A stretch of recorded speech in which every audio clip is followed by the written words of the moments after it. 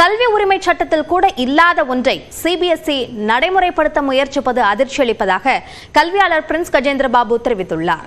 News 18க்கு அவர் அளித்த பேட்டியை தற்போது பார்க்கலாம்.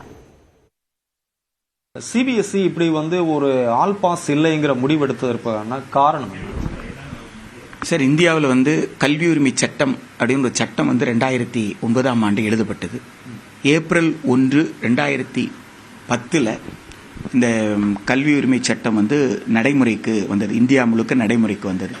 அந்த சட்டத்தின் மீது பல்வேறு குறைகள் சொல்லப்பட்டது. அது கல்வி உரிமை சட்டமா கல்வி மறுப்பு சட்டமா என்ற கேள்வி கூட எழுந்தது.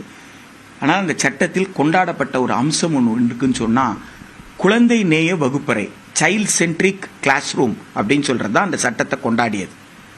ஒரு குழந்தை படிக்க வந்துட்டா அந்த குழந்தை படிக்கும். அந்த குழந்தை படிக்கிறதுக்கு தேவைப்படுற வாய்ப்புகளும் வசதிகளும் உருவாக்கி தர்றது பள்ளிக்கூடத்தோட வேலை. அந்த சட்டம் திருத்தப்பட்ட போதுதான் சிக்கல் ஏற்படுது. 2018-19 அந்த சட்டம் திருத்தப்பட்டு அந்த சட்டத்தில் அவங்க என்ன சொல்ல ஆரம்பிச்சாங்கன்னா, 5ஆம் வகுப்புலையும் 8ஆம் வகுப்புக்கும் ஒரு தேர்வு நடத்தி அந்த தேர்வில் அந்த குழந்தைகள் குறைந்தபட்ச மதிப்பெண் பெறலைன்னா உடனடி தேர்வு நீங்க நடத்தலாம். அதுலயும் அவங்க மதிப்பெண் பெறலன்னு சொன்னா அந்த குழந்தைகளை அதே வகுப்புல இன்னொரு ஆண்டு டீடைன் பண்ணிக்கலாம் அப்படின்னு சொன்னாங்க.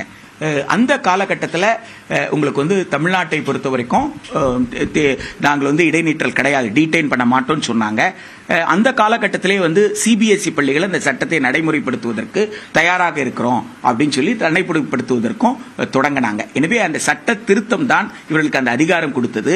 இன்றைக்கு என்ன அதிர்ச்சியான தகவலா இருக்குன்னு சொன்னா, அந்த சட்டத்தில் கூட 5ஆம் வகுப்பு 8ஆம் வகுப்பு தான் சொல்லியிருக்கிறாங்க. இன்றைக்கு வர்ற செய்திகள்ல 3ஆம் வகுப்புலே அப்படின்னு சொல்றதுதான் அது சட்டத்தில் கூட இல்லாத ஒன்றை இவர்கள் எப்படி சொல்றாங்கன்றதுதான் நமக்கு இருக்கக்கூடிய அதிர்ச்சி.